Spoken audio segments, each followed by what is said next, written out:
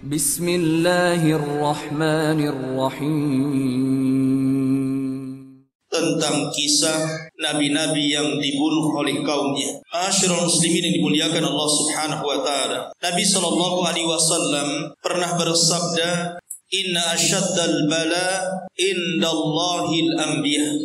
Sesungguhnya yang paling dahsyat dari ujian yang Allah Subhanahu wa taala berikan kepada manusia, yang pertama adalah para nabi.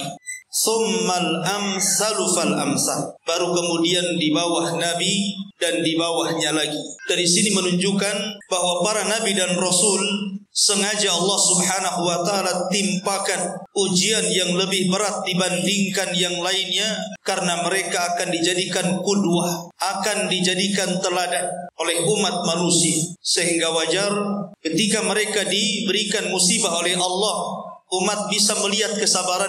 Dari situlah mereka layak untuk dicontoh dan diikuti. Asyrul muslimin yang dimuliakan Allah Azza wa Jalla. Tetapi dengan hikmah yang Allah Subhanahu wa taala berikan kepada manusia, tidak ada satupun rasul dari rasul-rasul ulul azmi minar rusul yang mati dibunuh. Dan itulah isyarat daripada perkataan Hasan al-Basri rahimahullahu ta'ala, ma qutila ahadun min rusulin min ashabis syariah. Tidak ada satupun dari rasul yang diutus oleh Allah Subhanahu wa taala yang membawa syariat. Karena Nabi sallallahu alaihi wasallam diutus itu meneruskan syariat yang lama, tetapi rasul diutus untuk membawa syariat baru dan tidak mengikuti syariat lama, walaupun tujuannya sama, mentauhidkan Allah Subhanahu wa taala. Karena masing-masing rasul itu berbeda syariat dan berbeda cara ibadah,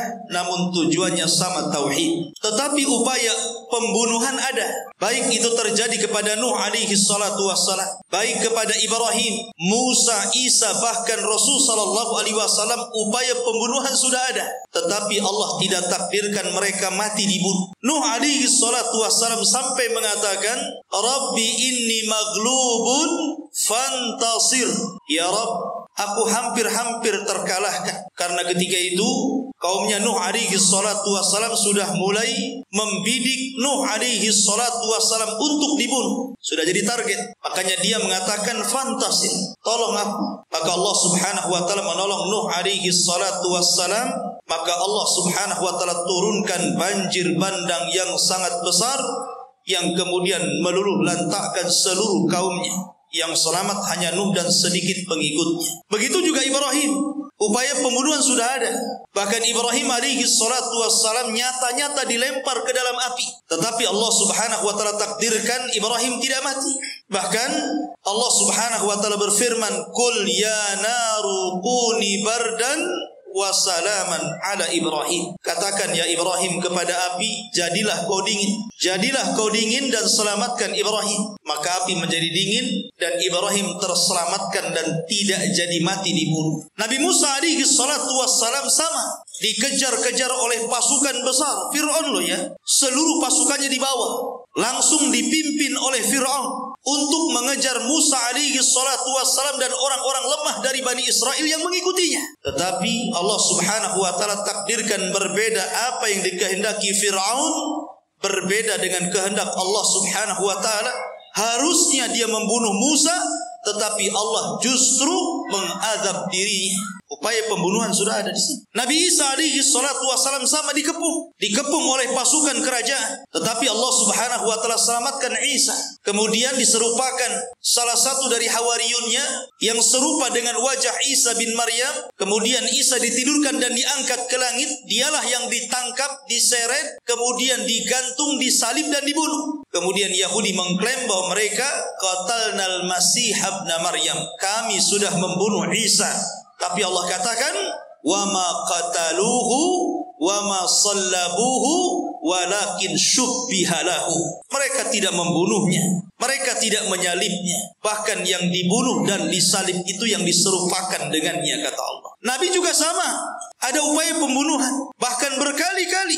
Ketika hijrah, dikepung rumahnya, tapi Nabi selamat. Ketika perang Khaybar, Nabi SAW diracun oleh seorang wanita Yahudi, tapi Nabi SAW selamat. Reaksi racun itu baru kemudian, udah lama tuh, tidak langsung meninggal ketika itu. Kemudian di Uhud, banyak upaya-upaya pembunuhan kepada Nabi SAW, tapi Allah Subhanahu wa Ta'ala tidak menjadikan Rasul dibunuh, tetapi Rasul meninggal karena sakit. Dari sini ma'asyiral muslimin yang dimuliakan Allah Azza wa Jalla, tidak ada satupun ulul azmi minar Rasul mati dibunuh. Tetapi pembunuhan ini terjadi kepada para nabi, dan umumnya adalah nabi-nabi yang diutus kepada Bani Israel. Allah Subhanahu wa Ta'ala berfirman, "Awa kullama ja'akum rasulun bima la tahwa anfusukum mustakbartum fafariqan kadzabtum wa fariqan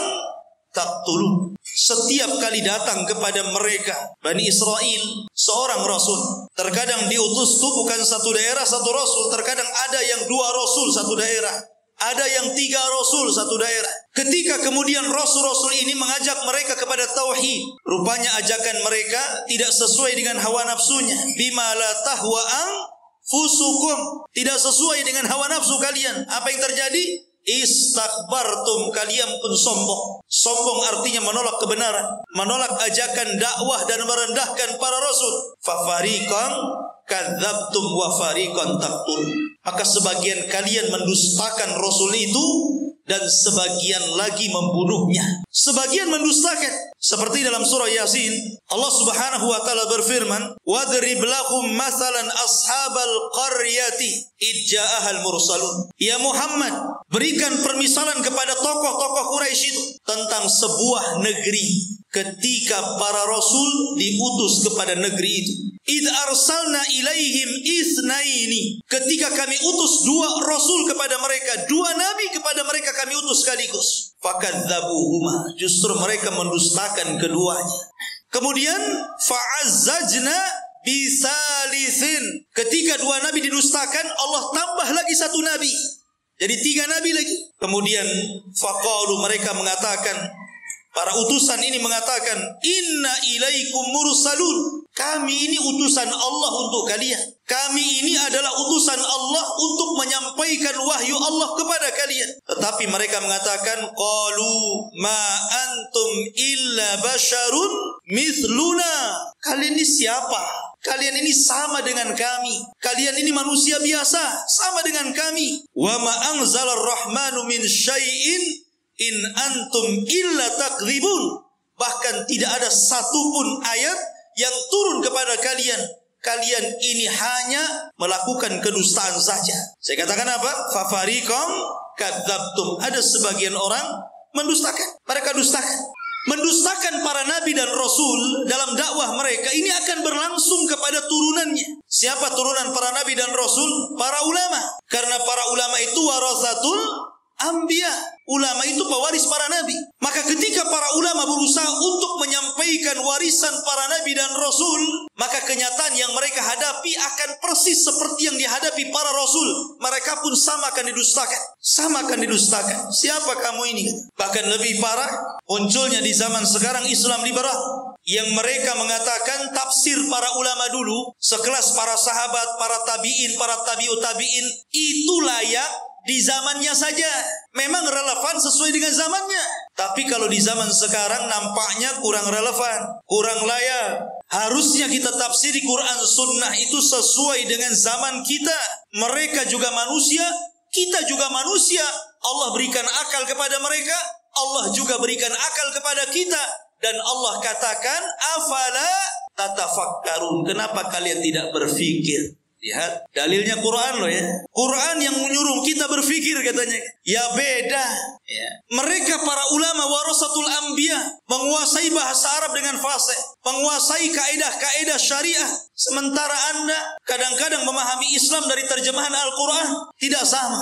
Pandangan para ulama itu tajam ke depan. Ma'asyiral muslimin yang dimuliakan Allah Azza wa Jalla. Jadi surah Yasin ini sebenarnya menjelaskan tentang sebuah negeri diutus kepada mereka 3 rasul. Dan ini menunjukkan keras kepalanya negeri itu. Kalau tidak keras kepala, satu saja cukuplah. Oh, sampai 3 pula gitu. Menunjukkan negeri itu memang keras kepala, keras hati dan kepala lagi. Mereka menolak dakwah Nabi. Sehingga kemudian ketika mulai mereka berani kepada 3 nabi ini dan hendak bukan hanya sekedar mendustakan dan hampir-hampir membunuh mereka, rupanya Allah Subhanahu wa taala takdirkan ada juga yang membela para nabi itu. Kemudian dijelaskan wa jaa min aqsal madinati rajulun yas'a. Rupanya ada satu anak muda, dalam riwayat dia seorang penjahit, dia beriman kepada dakwah 3 utusan ini, berusaha untuk mencegah kaumnya jangan sampai menyakiti 3 nabi itu. Kemudian mengatakan, ya qaumi ittabi'ul mursalin ittabi'u ma la yas'alukum ajra wa hum muhtadun ma liya la a'budu alladhi fatarani wa ilaihi turja'un. Wahai kaumku, ikuti Rasul itu, ikuti nabi-nabi itu, karena mereka berdakwah itu tidak meminta upah sedikit pun kecuali Allah yang akan memberi, dan mereka orang-orang yang diberikan petunjuk. Sampai kemudian terus menasihati. Ketika menasihati marah kaum ini, akhirnya dipukuli anak muda itu. Bahkan ada yang mengatakan dimasukkan ke lubang kemudian dilempari batu sampai mati. Sampai mati anak muda itu membela Rasul. Ketika kemudian ruhnya melayang, ruhnya terpisah dari jasadnya, maka Allah Subhanahu wa taala katakan qila dkhulil jannah, masuklah kau ke dalam surga. Kemudian ketika ruh anak muda yang membela Rasul itu sudah di surga, apa katanya? Masih sempat dia menyayangkan kaumnya dan mengatakan qala ya laita qaumi ya'lamun bima ghafara li rabbi wa ja'alani minal mukramin. Dia mengatakan, duhai seandainya kaumku mengetahuinya tentang dosa-dosaku yang Allah ampuni aku, dan Allah jadikan aku hamba yang mulia karena dimasukkan ke dalam surga. Wa ma anzalna ala qaumihi min ba'dihi min jundin minas sama wa ma kunna munzilin. Ketika anak muda ini mati, kemudian ruhnya dicabut dan dimasukkan ke dalam surga, Allah tidak membalas dengan mengirim pasukan banyak malaikat, tidak.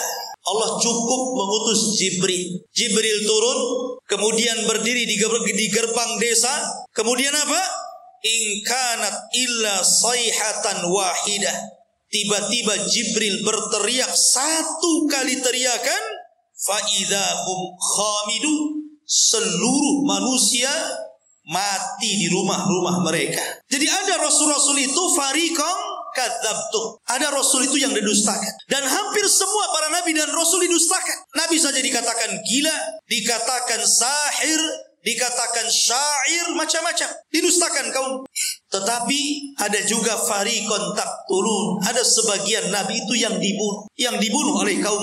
Bahkan nabi yang dibunuh ini bukan 1-2 nabi, ribuan para nabi dibunuh. Karena Allah Subhanahu wa taala mengutus para nabi ini banyak, 120.000 nabi yang diutus Allah Subhanahu wa taala ke permukaan bumi, dan ribuan nabi itu kebanyakan diutus kepada Bani Israel. Bahkan Imam Abdul Qayyim rahimahullahu taala pernah berkata, pernah kemudian dikisahkan dalam satu waktu 80 nabi dibantai. Bahkan ada juga azhar yang saya baca wallahu alam riwayatnya, pada masa Nabi Ilyas alaihi salatu wassalam 10.000 nabi dibantai. Dan yang ingin saya ceritakan, yang menarik kita ceritakan tentang pembunuhan para nabi dan kaumnya ini adalah seorang nabi, dari anak seorang nabi, anak dan bapak dua-duanya dibantai. Masyarul muslimin, siapa nabi itu? Pertama Zakaria dan putranya Yahya. Dua-duanya dibantai. Bagaimana kisahnya? Masyarul muslimin yang dimuliakan Allah Subhanahu wa taala. Kita tahu bahwa kalau kita cerita tentang Nabi Zakaria ataupun Nabi Yahya, berarti kita terbayang dengan Baitul Maqdis. Karena kedua nabi ini adalah orang yang memakmurkan Baitul Maqdis, hidup di zaman Nabi Isa alaihi salatu wassalam. Karena kelahiran Yahya itu hanya beda 3 bulan dengan Nabi Isa. Yahya dulu baru Isa. Artinya bahwa ketika itu hidup 3 nabi, Zakaria, Yahya, Isa, tetapi berbeda-beda daerah. Kalau Yahya itu ditugaskan di Urdun, mungkin sekarang disebut dengan Yordania, masih daerah Syam. Ma'asyiral muslimin yang dimuliakan Allah Azza wa Jalla, kematian Nabi Yahya ini adalah kezaliman penguasa. Kezaliman penguasa. Padahal Nabi Yahya alaihi salatu wassalam ini orangnya baik. Perhatikan sifat-sifat yang Allah berikan kepada Yahya. Allah menyebutkan dalam Al-Quran, dalam surah Maryam ayat 12 sampai 14. Ya Yahya, khudhil kitaba biquwwatin wa atainahul hukma sabiyya. Wahai Yahya, ambillah kitab itu, maksudnya Taurat, dengan kuat, dan kami berikan kepada Yahya itu kebijakan dalam menyampaikan hukum sejak kecil. Artinya Yahya itu sudah diangkat menjadi nabi sejak kecil. Kalau Nabi SAW diangkat setelah 40 tahun kan, ini sudah sejak kecil sudah diangkat jadi nabi. Makanya dikisahkan di usia anak-anak Yahya ini selalu diajak main oleh kawan-kawannya. Anak-anak kecil kan suka main gitu. Apalagi usia 7 tahun, 8 tahun kan suka main. Tapi Yahya mengatakan apa? Innama lastu, sesungguhnya saya tidak khuliqtu bil la'ibi. Sesungguhnya saya tidak diciptakan untuk main-main. Kalau kalian main-main silahkan, tapi saya diciptakan bukan untuk main-main. Oh, kalau ada anak kecil kayak gini mantap. Justru anak kecil sebaliknya, saya diciptakan untuk main-main. Tapi ini tidak. Dia mengatakan saya diciptakan untuk beribadah, bukan untuk main. Makanya Yahya itu sedari kecil dia betul-betul mengikuti gaya bapaknya Zakaria. Walaupun Yahya ini sebenarnya kelahiran yang aneh. Kenapa? Karena bapaknya usianya 100 tahun, ibunya 90 tahun, dinyatakan mandul. Tapi karena nilai sebuah doa, Allah kabulkan, dan juga berlomba-lomba dalam kebaikan Zakaria. Akhirnya Allah subhanahu wa ta'ala kabulkan, punya anak namanya Yahya. Kemudian Allah mengatakan, wahananan milladunna, kami berikan hanan. Hanan itu biasanya dipakai dalam kalimat kasih sayang ibu kepada anak. Hananul walid liwalidihi, kasih sayang ibu kepada anak. Saya kira seorang ibu, saya yakin, sangat sayang dengan anak. Tetapi Nabi Yahya alaihi salatu wassalam Allah berikan sifat keibuan, seolah-olah dia sayang dengan bapaknya Zakaria, karena Zakaria sudah tua. Makanya diberikan sifat itu. Makanya di akhir ayat Allah mengatakan wa barran biwalidayhi, dan Yahya itu orang yang paling berbuat baik dengan orang tuanya. Wa hananan min ladunna, wa zakatan, orangnya bersih hatinya, wa kana taqiyya, orangnya takwa, wa barram biwalidayhi, orangnya berbuat baik kepada orang tua. Lihat, ini orang baik, kenapa bisa dibunuh? Walam yakun jabbaran asiyya, dan dia bukan orang sombong dan bukan ahli maksiat. Dari sini ikhwatu fillah muliakan Allah Azza wa Jalla. Makanya heran ketika Nabi Isa alaihi salatu wassalam dihabarkan tentang kematian Yahya yang sangat sadis, dia pun sedih dan terus menangis atas kematian Yahya. Ceritanya begini. Di Damaskus itu ada seorang raja zalim, namanya Haddad ibn Hadar, raja zalim. Tapi walaupun demikian, kalaupun ada apapun, raja ini terkadang juga minta fatwa kepada Yahya alaihi salatu wassalam. Allah takdirkan dia suka dengan salah satu wanita. Sayangnya wanita ini masih mahramnya, sehingga dalam syariat Yahya haram, tidak boleh menikah dengan orang yang ada hubungan mahram. Sama di syariat kita juga sama. Tetapi karena orang tua gadis ini, karena dalam riwayat, ini dalam riwayat yang lain ceritanya, raja ini punya istri. Istrinya sudah tua. Kemudian dia punya anak, tapi bukan dari sang raja, dari bapak yang lain. Anak ini cantik. Lah si raja ini sudah tidak mau lagi sama istrinya karena sudah tua, jelek. Akhirnya sama istrinya itu disuruh nikah dengan anaknya, tapi bukan anak sang raja, dari laki-laki lain. Ada yang mengatakan bahwa yang dinikahi itu putri bibinya, dan dalam syariat mereka tidak boleh. Kemudian akhirnya karena ibundanya ini sangat rakus kekuasaan, sangat rakus dengan kekayaan, sangat ingin menguasai kerajaan, akhirnya dia dorong terus putrinya supaya nikah dengan raja. Disuruh dandan cantik-cantik, disuruh ngerayu. Akhirnya sang raja pun tertarik dengan wanita itu dan tergila-gila. Yalah, antum saja kalau dirayu perempuan, jangankan yang cantik, yang jelek saja kelepek-kelepek. Asyrul muslimin yang dimuliakan Allah Azza wa Jalla. Lah rupanya orang-orang pun berbicara tentang itu. Akhirnya mulai melebar tuh. Karena mulai melebar, apalagi kemudian sudah terdengar ke telinga Yahya, dan Yahya memfatwakan haram, tidak boleh, dan didengar oleh manusia banyak. Akhirnya kemudian mereka pun meminta fatwa kepada Yahya. Kenapa tidak ke Zakaria? Karena Yahya itu dikenal kelembutannya. Dia nggak mau ke Zakaria, ke bapaknya, dia mau ke anaknya. Tapi namanya hukum tidak kenal keras atau lembut. Kalau haram ya haram. Mau ngomong haram ataupun haram, sama saja. Itu kan hanya kata teriak dengan kata lembut saja kan. Tetap saja haram. Kemudian akhirnya karena sudah diharamkan oleh seorang nabi, wanita ini kemudian tidak mau dinikahi. Tapi sang raja sudah tergila-gila masalahnya.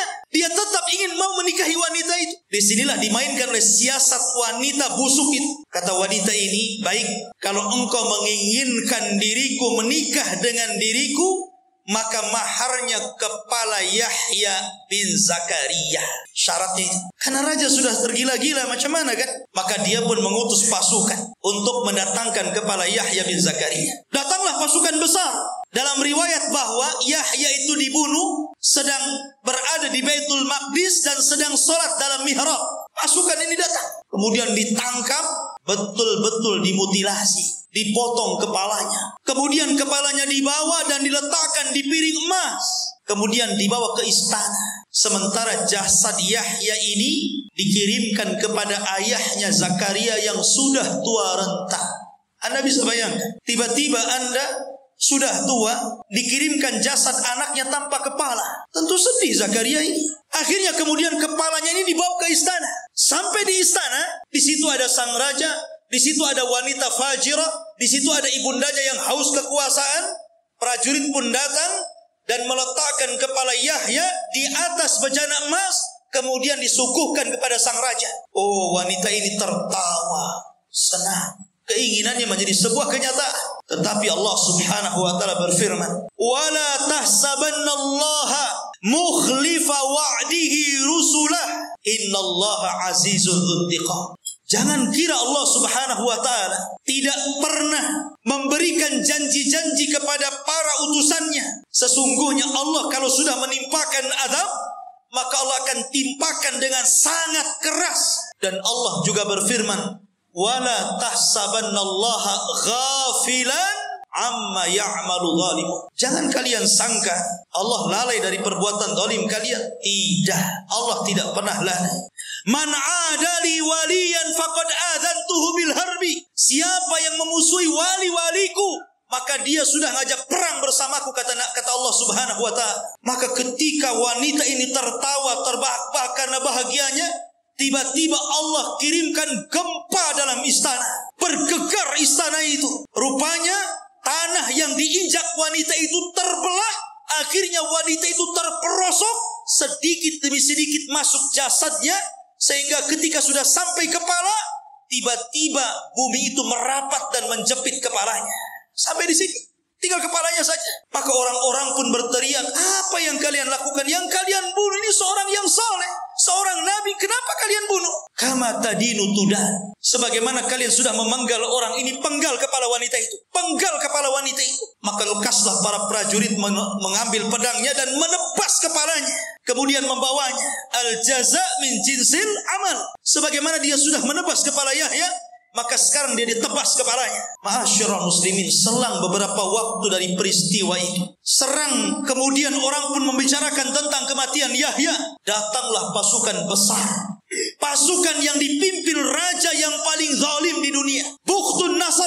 Dan sering saya katakan, di dunia ini hanya ada 4 raja yang pernah menguasai sebagian besar dunia. 2 mukmin, 2 kafir. Sulaiman dan Zulkarnain mukmin. Namrud dan Bukhtun Nasr. Ini dua-duanya raja zalim. Selang beberapa waktu setelah pembunuhan Nabi Yahya, datang pasukan Bukhtun Nasr. Kemudian menghancurkan negeri Damaskus dan membunuh 75.000 manusia dibantai. Lihat. Dan itu Allah Subhanahu wa taala isyaratkan dalam Al-Qur'an. Allah Subhanahu wa taala berfirman, "Wa qadayna ila bani Israil fil kitab la tufsidunna fil ardi marrataini wa la ta'luwanna uluwan kabira." Dan Allah berfirman, kami telah pastikan, kami telah putuskan kepada Bani Israel, dan itu tercatat dalam kitab Taurat. Sungguh mereka akan merusak 2 kali di permukaan bumi. Kemudian mereka akan sombong dengan sombong yang sangat besar. Fa idza jaa wa'du ulahuma, maka apabila telah datang janji salah satu dari keduanya, ba'asna alaikum, kami akan bangkitkan kepada kalian wahai Bani Israel, ibadan lana, hamba-hamba kami, uli ba'sin syadid, yang memiliki kekuatan yang sangat besar. Faja'u, mereka akan datang khilalat diyar, dan meluluh lantakkan desa-desa kalian. Wa kana wa'dan maf'ula, dan ini ketetapan yang pasti bagi Allah. Allah isyaratkan dalam Quran, karena kalian sudah membunuh Yahya, datang pasukan besar yang lebih dolim lagi, kemudian menghancurkan negara itu. Bahkan 75.000 dibantai oleh Bukhtun Nasr. Sebelum peristiwa Bukhtun Nasr, sebelum kedatangan Bukhtun Nasr dan melulantakkan kerajaan yang telah membunuh Yahya, apakah mereka mencukupkan membunuh Yahya? Tidak. Iblis tidak terima kalau seorang nabi yang dibunuh cuma satu, kalau bapaknya masih hidup. Bapaknya masih hidup, Zakaria, dia sudah tua. Maka ketika para pembunuh ini berkumpul, syaitan datang menjelma manusia, kemudian membicarakan tentang tuduhan kepada Zakaria dan mengatakan, kalian ingat tidak? Maryam kan dahulu punya anak namanya Isa, tidak ada bapaknya, dan tidak ada yang masuk ke mihrab Maryam kecuali Zakaria. Jangan-jangan Zakaria yang menghamili Maryam. Mulailah dia, syaitan datang, bangkit orang-orang. Itu baru saja membunuh anaknya itu. Akhirnya mendengar bahwa Zakaria akan dibunuh, Nabi Zakaria pun sembunyi ke dalam hutan. Kemudian dalam hutan tersebut ada satu pohon yang menolong Zakaria, disuruh sembunyi dalam pohon itu. Tiba-tiba pohon itu belah, dan itu mukjizat Zakaria. Masuklah Zakaria di situ. Namun sayangnya iblis datang. Ketika Zakaria masuk, bajunya kemudian ditarik sedikit, sehingga ketika pohon itu rapat, nampak tuh ada bajunya. Sikit saja. Ketika pasukan itu mengejar Zakaria sampai ke hutan, maka iblis datang dan mengatakan, aku tahu di mana Zakaria bersembunyi. Dan untuk memastikan kebenaran ucapan iblis ini, dia memperlihatkan baju yang keluar dari pohon itu. Itu dia di situ. Dari sinilah maka para prajurit membawa gergaji. Dari situlah kemudian mereka memotong pohon itu persis di lambungnya sih. Seolah-olah digergaji jadi dua. Namanya manusia ya kesakitan lah. Walaupun dia seorang nabi, karena dia bukan malaikat. Zakaria sempat dia kemudian berteriak kesakitan. Tetapi Allah Subhanahu wa taala berfirman, ya Zakaria, kalau engkau terus berteriak karena kesakitanmu, la khusifa bihimul ardu, tentu bumi akan ditimpakan kepada mereka untuk menelannya. Setelah Zakaria tahu kalau dia sampai terus meneriakkan rasa sakitnya, kaumnya akan ditelan bumi dan akan ditelan oleh bumi yang sangat besar ini, maka dia tutup lisannya dengan bajunya supaya jangan berteriak. Kenapa? Rahmatan li ummatihi, karena masih punya kasih sayang dengan umatnya. Masih kasih sayang, dia berharap walaupun kematian putranya seperti itu, kematian diri seperti itu, masih berharap kaumnya ini sadar, bertobat kepada Allah, diutus kepada mereka seorang rasul yang menyadarkan mereka. Dan ini mulianya Zakaria yang patut dicontoh siapapun. Ketika kabar kematian keduanya sampai kepada Isa, Isa sedih. Rupanya, apakah sampai kematian Zakaria selesai? Tidak. Mereka pun membidik Isa. Akhirnya mereka mengirim pasukan. Jadi ini bukan semata-mata mahar wanita itu. Di balik itu ada kekuasaan politik. Sudah bukan cerita mahar lagi. Ini cerita politik di dalam. Memang dari dulu mereka benci para nabi dan rasul. Maka mereka mulai membidik Nabi Isa bin Maryam. Mereka kirim pasukan. Tapi Allah takdirkan Isa tidak sebagaimana Yahya dan Zakaria. Isa Allah tolong. Karena dia adalah pembawa syariat baru, bukan seorang nabi. Allah harus menjaga syariatnya. Jangan sampai terputus dan tidak sampai kepada umatnya. Maka Isa tetap tidak dibunuh, dan Allah angkat yang dibunuh orang yang diserupakan. Barulah setelah kejadian itu semua, karena begini, rusaknya Bani Israel itu setelah wafatnya Zakaria, yang sebelumnya putranya Yahya. Itu menjadi rusak tuh Bani Israel. Makanya kerusakan itulah didatangkan Bukhtun Nasr. Bukhtun Nasr inilah yang kemudian menghancurkan Syam, Damaskus, sampai kota Palestina ini dihancurkan semuanya. Sampai 75.000 dibantai, anak-anak, wanita, orang tua, semua dibantai. Tidak dibiarkan hidup. Dan orang-orang Yahudi yang berhasil lari tidak banyak. Yang berhasil ditangkap jadi budak. Jadi budaknya Bukhtun Nasr. Dan itu Allah hinakan. Sehingga Allah Subhanahu wa taala berfirman, innal ladzina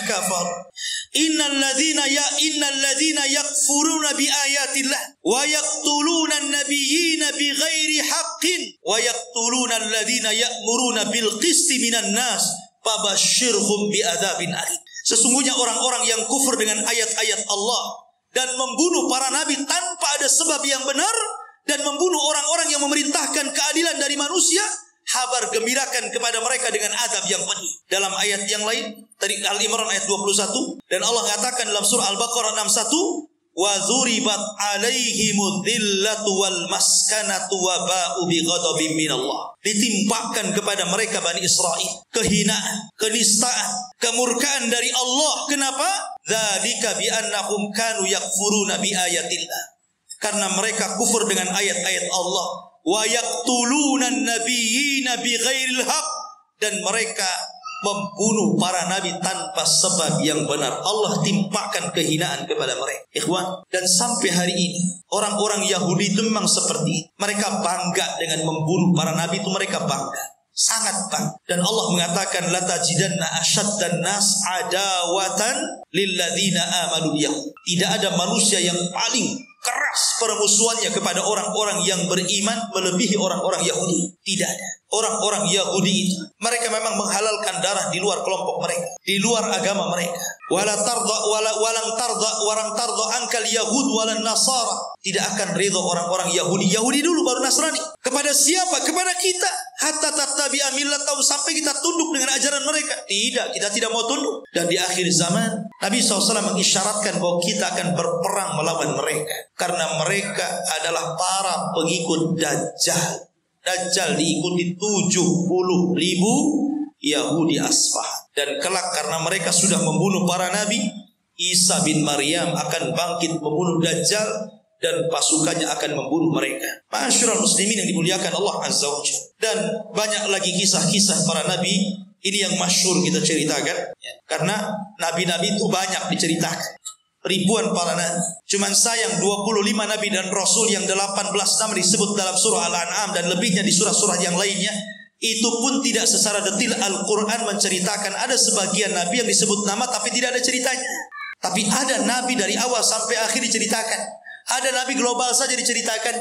Tapi yang jelas bahwa Al-Quran ingin mengatakan kepada kita, la nufarriqu baina ahadin mir rusuli. Kita tidak boleh membeda-bedakan para nabi dan rasul kepada siapapun mereka diutus Allah Subhanahu wa taala. Wallahu a'lam bissawab. Mudah-mudahan manfaatnya. Subhanakallahumma wa bihamdika asyhadu an la ilaha illa anta astaghfiruka wa atubu ilaik. Allahu ta'ala. Assalamualaikum warahmatullahi wabarakatuh.